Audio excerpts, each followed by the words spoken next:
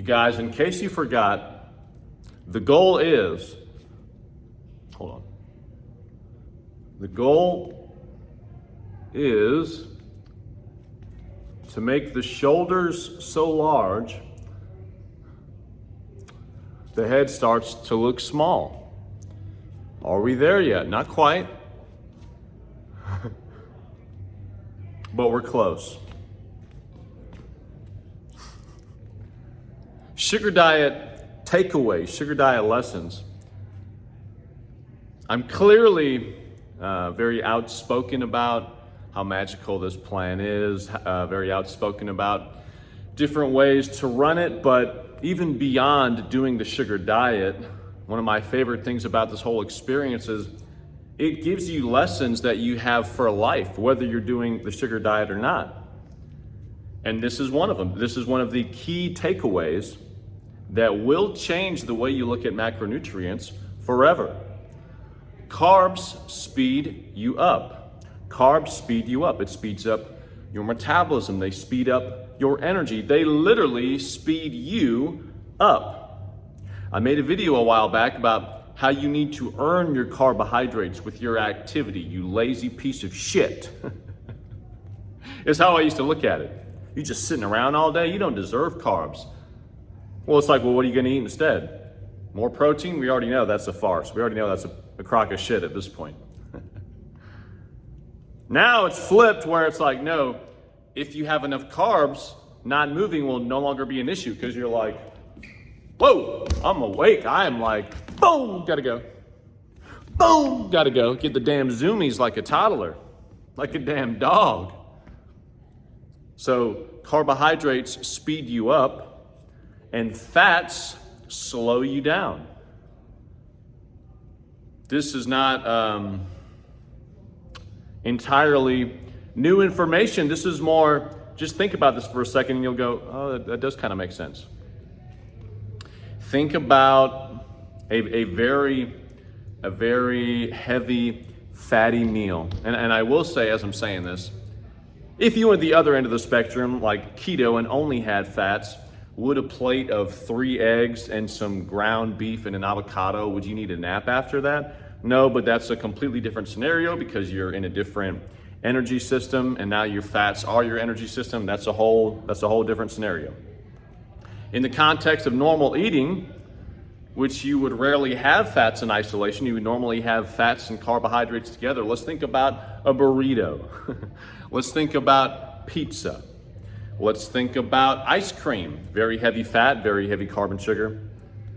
After you have something like that, or like just think of any dessert, any rich dessert, cake, pie, whatever. After you have that, it's like, hey man, it's like that. You need to go sit down, you need to go take a nap. Put your feet up, melt into the couch as you watch some damn TV. Whereas, there goes that'll be the strawberry banana body armor. That's what that was. If you have carbohydrates in isolation, like just a cup of white rice with some nice sodium, some soy sauce, some sriracha, after you down that, sitting on the couch is the last thing you want to do. It makes you want to move. So even outside of the extremes of sugar fasting and only having juice and fruit and honey for hours on end, in general, for the rest of your life, you can look at meals, food items in this lens and make informed decisions.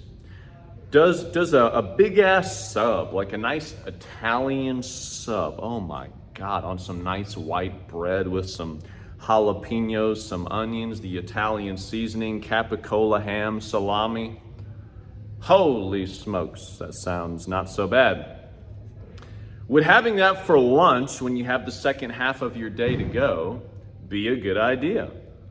Not really. Not if you want a lot of cognition fuel, not if you want a lot of physical fuel, not if you want to just keep the party going.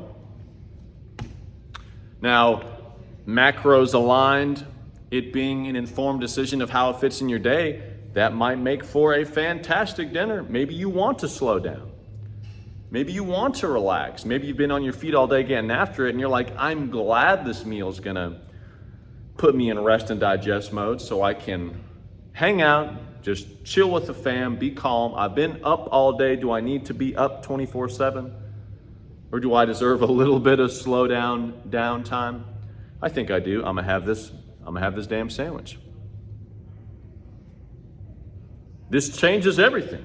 Does this mean carbohydrates are king? Yes, it does mean that. Does it mean carbohydrates are king, only have carbohydrates forever? More is always better, more? No. Sort of for me, but in general, no. Does it mean fats should be avoided at all costs? The second you look at a plate of eggs, you're like getting drowsy and you should avoid them like the plague? No. But again, this is informed eating. I'm such a big advocate of tracking macros and tracking calories. It is the most precise way to get any result when it comes to your body composition. But that aside, when you have information about food and how it affects your energy, how it's going to make you feel, you have that forever. You have that for the rest of your life. You will know forever a nice Asian meal with some chicken, so the meat's lean, some rice, and some vegetables. The vegetables are going to slow the digestion a little bit, but nothing crazy. You know for a fact, after a meal like that, it's not going to tank your energy that bad. Whereas even that same meal with, let's say, steak, and you get really out of control with the yum yum sauce, the white sauce, you just do way too much, you will know that is going to slow you down. You're going to be looking for a third coffee. Is that the best thing in the world? Probably not. And now you have that for life. So if you want more energy, have more carbohydrates. If you want to be tired, heavier, slower, have some fats. That's it. That's it. And I'm saying that this isn't demonizing fats, but let's add one more golden tidbit, one more takeaway from this whole protocol. One of the great revelations. You can boil it down to be as simple as, if I'm fat, do I really need fat? Per your fat loss results, a great answer would be no. And if that's too extreme, if I'm fat, do I need a lot of fat? Do I need, how much fat do I really need in my day-to-day diet if I am already covered head to toe in fat? No, the answer is no. And that alone will change your body in a rapid way. I have been coaching clients on their macros for the last 5 years. The most common macro split I see people have, and this even defies calories in, calories out, because their calories might be reasonable, but they still will not be, not be having great results in terms of weight loss. Super high fat, moderate to maybe high carb, and protein is just a fucking afterthought. In my sugar diet system, protein is an afterthought-ish, but it's a very different scenario. If you're eating normal and your fats are through the roof, that's doing you abso-fucking-lutely no favors, no benefits, no pluses. That is a massive hindrance to your fat loss results.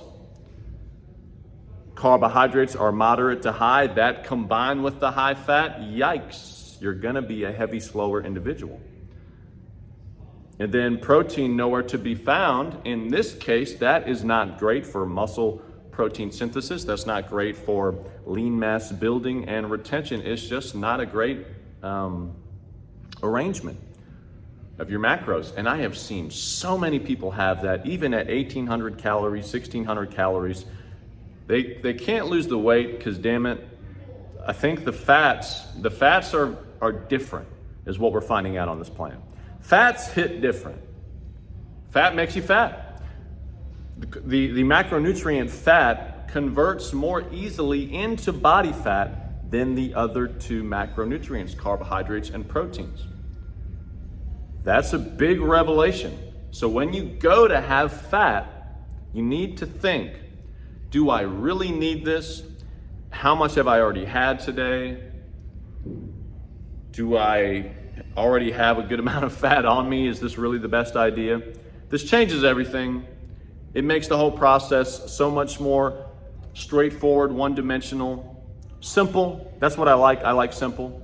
If you need help setting up your very simple process and then getting your guaranteed desired outcome, hit the link down below, my website, fill out the form. We can have a little chat on the phone. I'll talk to you then. I hope this helped.